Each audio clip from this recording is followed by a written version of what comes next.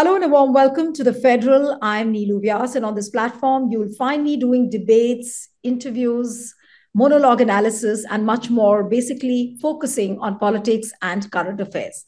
Let's talk about Tamil Nadu as to what has happened between the Tamil Nadu government and the governor, R.N. Ravi. There's been a dramatic escalation, a sort of a standoff over ideological issues, over policy matters. Yesterday, we saw inside the Vidhan Sabha governor had to stage a walkout. And today, he courted another controversy by sending out a Pongal invite over which all these leaders came out and they started protesting and started also putting out posters saying, "Get out, Ravi."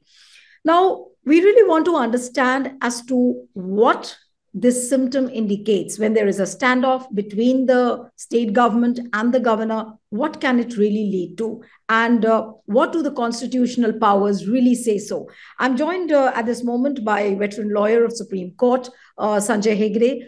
Welcome, sir, on the program, and welcome on the Federal. So Thank you, Neelu, for having me. My pleasure always, sir, to have you always on the program. But my first question to you is talking in reference to what happened yesterday inside the Vidhan Sabha in Tamil Nadu. Do you see this as something which is unprecedented? The governor walking out of the Vidhan Sabha just because he, at least seemingly, he omitted out certain portions from the speech which was given to him by the state government? See, there are two or three issues here. First is the constitutional issue as to whether the governor's speech is the person of the governor, or is he only a vehicle for the government of the day? All executive action is taken in the name of the governor. That does not mean that the governor gets a say in anything. Under the Indian Constitution, which is derived largely from the British Constitution, the governor only reigns. He does not rule. And that's the same principle goes for the president as well. Many years ago, a 7-judge bench of the Supreme Court decided this issue in the Shamsher Singh case. And Justice Krishna Iyer, in his inimitable style, said, it's not the rivers of the Potomac, it's not the waters of the Potomac, which is in Washington, D.C., which fertilizes our constitutional rivers, but it's the waters of the Thames. So you don't have the American model of an executive governor or a president.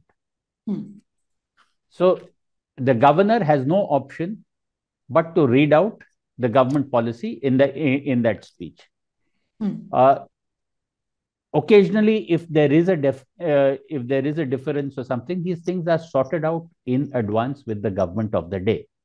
And if the governor is so minded that he totally disagrees with it, quite frankly, he has no other option but to relinquish his office. Okay. So, without doing that, just going by the side and omitting portions of the speech and portions which related to Ambedkar and Periyar in Tamil Nadu, that certainly was not on. Many years ago, I remember Mr. S.M. Krishna, the former Chief Minister of Karnataka, who then became Governor of Maharashtra, having a problem reading out the speech because the speech referred to the boundary dispute between Maharashtra and Karnataka. He sought legal advice from Mr. Harish Salve and arranged it. And thereafter, a certain compromise was struck between the governor and the government, wherein the governor did not mouth those words, but they were nevertheless part of the speech.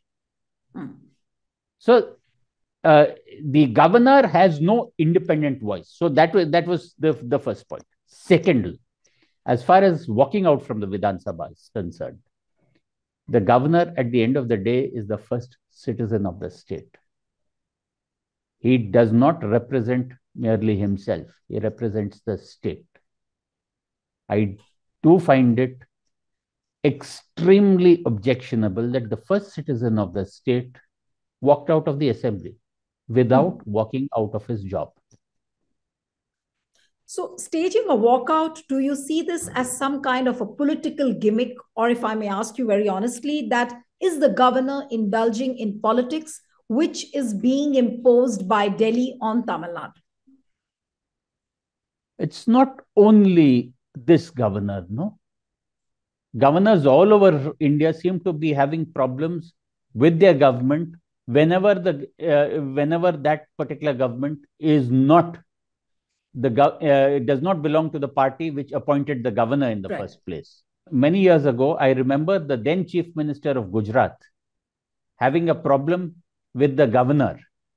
The governor's name was Kamla Beniwal, who had appointed a Lokayukta when no Lokayukta was appointed. So every chief minister in his time has had problems with governors who do more than merely reigning. The governor is a ceremonial figure.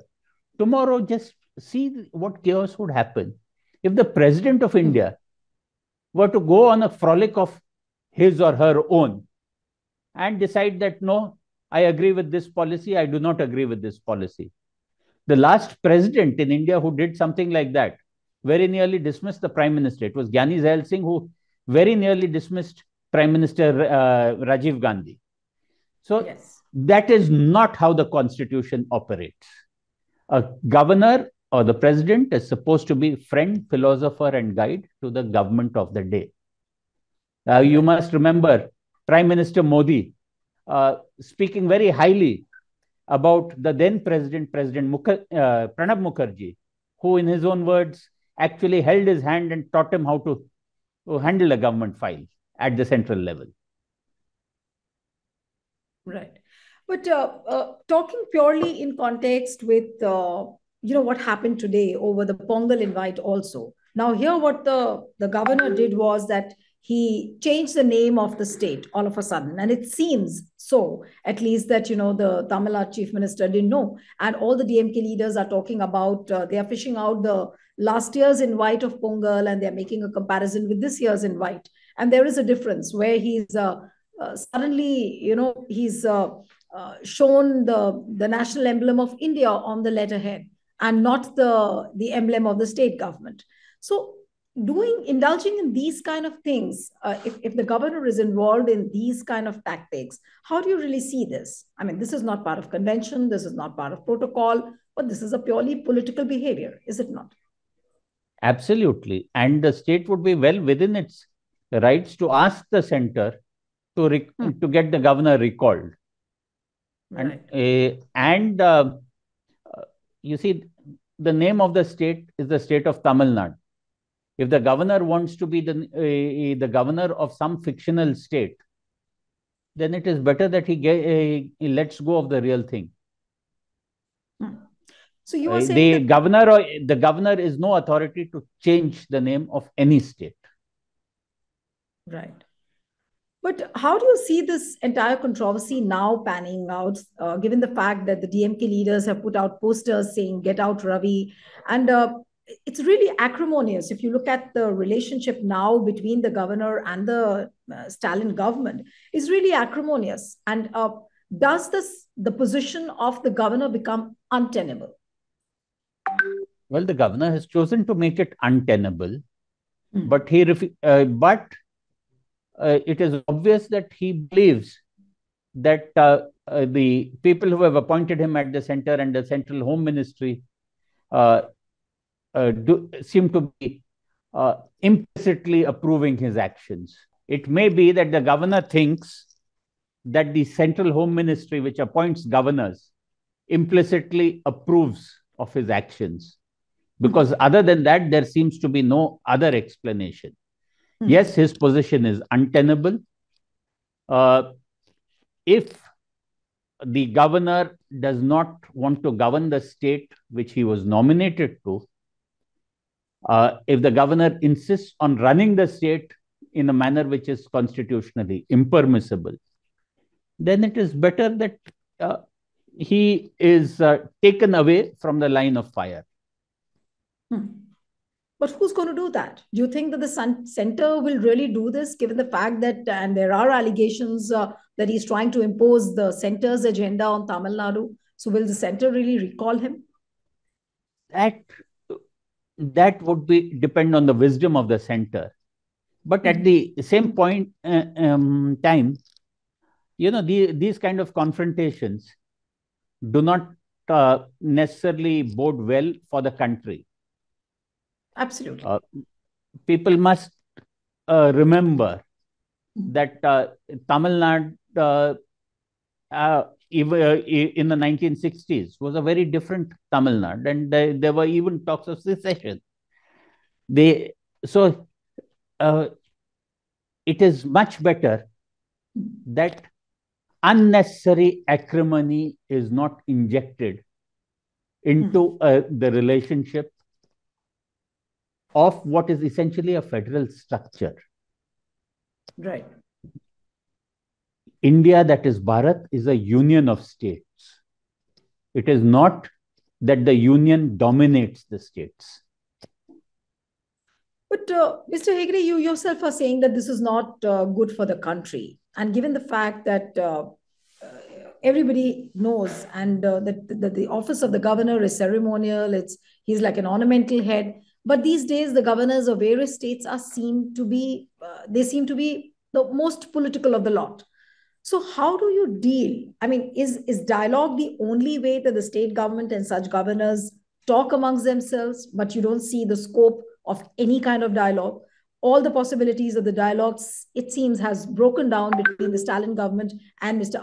Ravi. So how does one go forward? Is recalling the governor the only way possible, and which doesn't seem to happen, at least? Well, if the governor is not recalled, and the situation continues, it's not good for anyone. At the end of the day, these are quite apart from the constitutional niceties. These are also matters of real politics. You must remember that in West Bengal, for instance, after the governor went to another constitutional office, there doesn't seem to be that much friction. But there aren't too many constitutional offices which are available. Sometimes transfers have also been done. Right. So in this particular case, given the fact that elections would be held soon in Tamil Nadu and the kind of friction we see between Ravi and the Stalin government, do you think that the transfer looks like a possibility? This is actually in the realm of politics, and I am not a political analyst. And the stories I hear about politics, and nothing really surprises me. This is something that you should scoop. But Mr. Hegde, conventionally and constitutionally, but you do believe that Mr. Ravi has been wrong on the governor's seat? Yes. Constitutionally, he has gone far beyond what is expected of a governor. And the cliche the governor under the Indian Constitution is not a governor general like in the pre-independence times. So he has crossed the Lakshman Rekha, which is really drawn so well in the Constitution. Well, that often happens that people in constitutional authority do end up first stretching the Lakshman Rekha and then crossing over it. But occasionally the argument is that Ravana cannot be killed unless Sita crosses the Lakshman Rekha. Always a pleasure having you on the program, Mr. Hegde. You always leave with those one-liners in the end, which is a delight to hear you always. Thank you so much, and stay tuned to the Federal for more dose of politics and current affairs. Thank you so much. Thank you.